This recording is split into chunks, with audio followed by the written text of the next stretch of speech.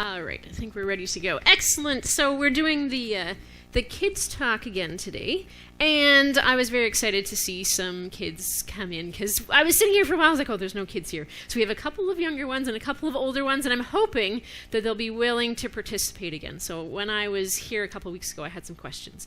I think the questions are a little easier today, so hopefully you'll feel brave to be able to answer my questions. So we see up on the screen a picture, and I wonder if any of the kids the young kids or the older kids can tell me what we see on the screen. Does anyone know what this is? Any of the kids want to answer what this is? Any guesses?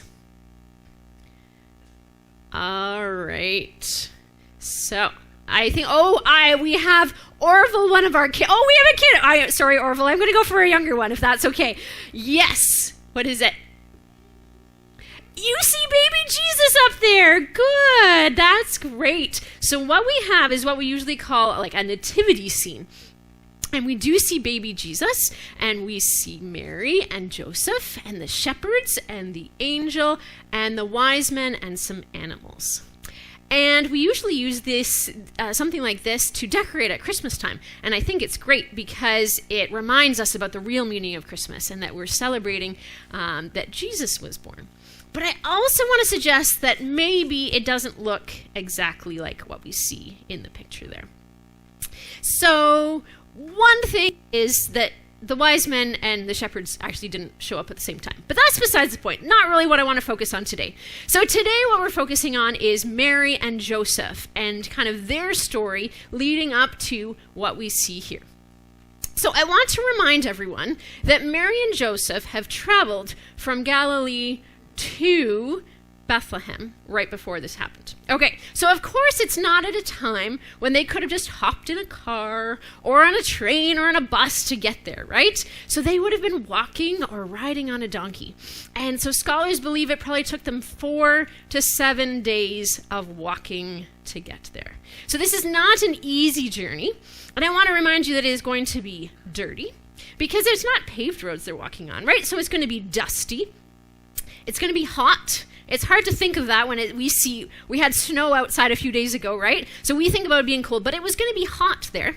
So I'm going to guess that they were dirty, that they were sweaty. Because of that, they were probably smelly. Dirty and sweaty together probably ended up being a little bit smelly. They were probably tired. That was a long trip. And let's remember that Mary is 9 months pregnant at this time.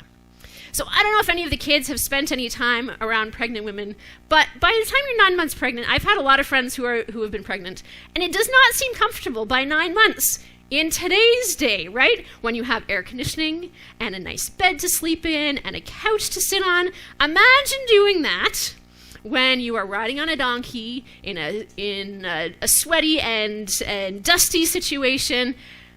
I think they're going to be tired, and I think her feet are going to be swollen, right? So this is not an ideal situation. You see in our picture that Mary has a nice white covering on her head, perhaps not going to be so clean by the time they actually get there. There might have been, like dirt smeared on their faces, like maybe not quite as clean as what we have here. And we also have reason to believe from the Bible that Mary and Joseph were poor.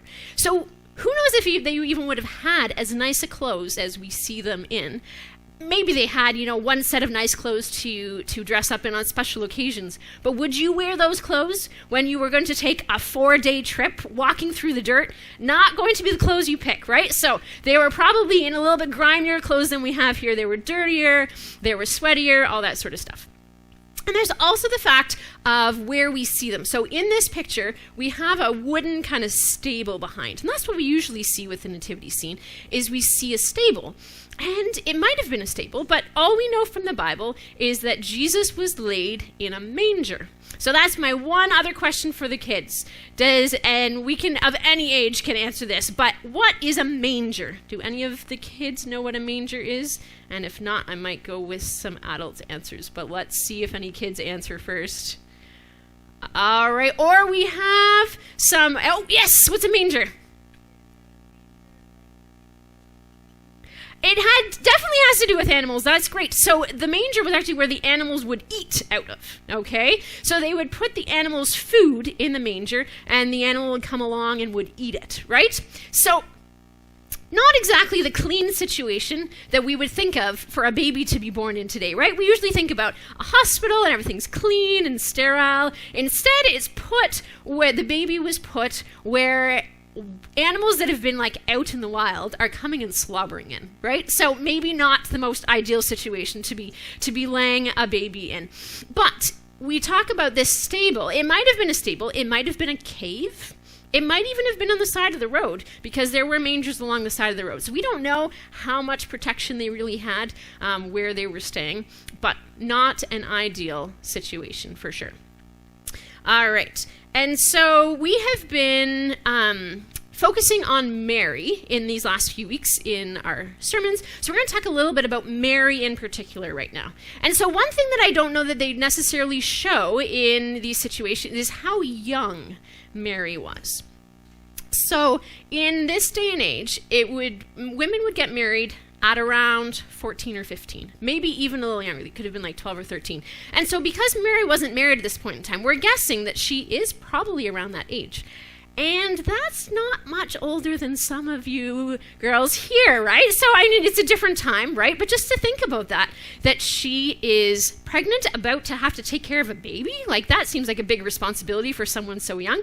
And she's probably away from her family. So she has been traveling with Joseph to Bethlehem, but her family might have had to go somewhere else for the census. So maybe she's away from her family for the first time, traveling with a man that she might not know super well. At the time, it would have been arranged marriages, so this would have been a man that her parents would have picked for her. Maybe he was a family friend that she spent time with growing up, but maybe not. It could have been someone that her parents knew and she didn't know super well. And also, she might have been worried that Joseph might leave her. Like, he knows that Jesus isn't his kid, and so maybe that's going to make him want to leave. Or maybe he tells people the truth, and that would get her in trouble, that this baby was not Joseph's. And so there's a lot of reasons for her to be worried and scared and uncomfortable in this situation. But I'm sure that Mary felt very honored to be picked by God to be the mother of the Son of God. But there must be some fear with that as well, right? At the time, girls were not educated, so she might not know a lot about God. We don't know what kind of training she would have had. And so she might not know what would be expected of her. This is her first kid, so she doesn't know what it's like to raise a baby. And even if she'd helped to raise like younger siblings, or maybe that she had been told by her mom or her grandma what to expect when the baby's born, no one could prepare her for being the mother of the Son of God. That hadn't happened before, right? So this pressure on her, all these expectations. Oh, what is expected of me? So I'm sure she was very nervous about all of this.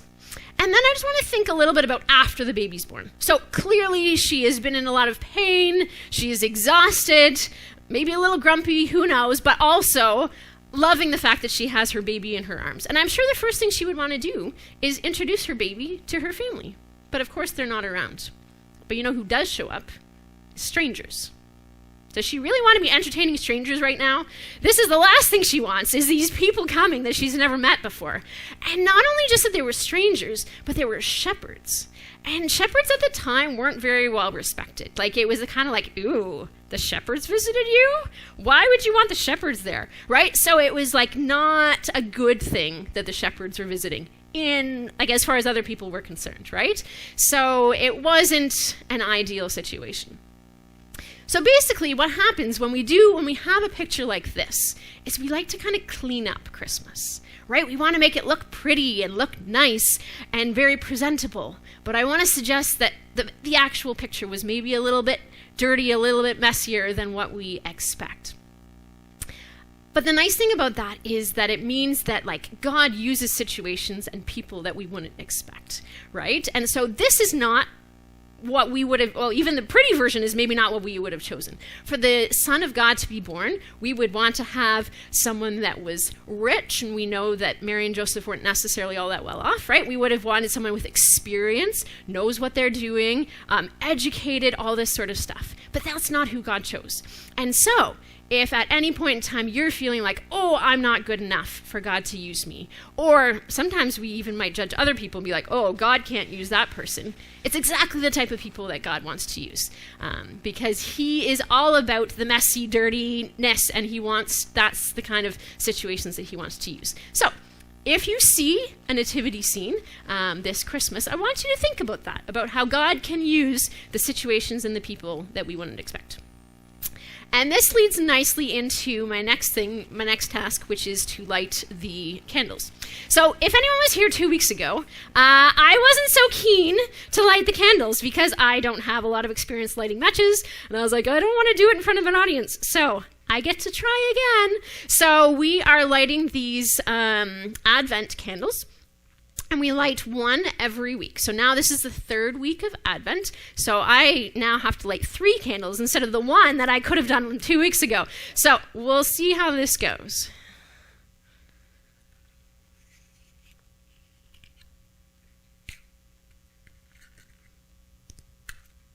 Oh, see? This is what I was worried about. I even practiced, and yet I just broke a match. But, God can still use that.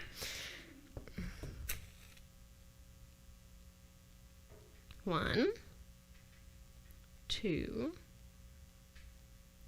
3. There we go. Oh, no, 3 went out. Well, there we go. One more time. Let's give this a try. Ha, ha, ha.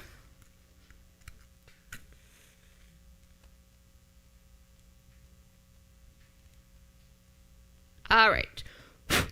That looks good. All right. Well, thank you. The kids are now free to go upstairs.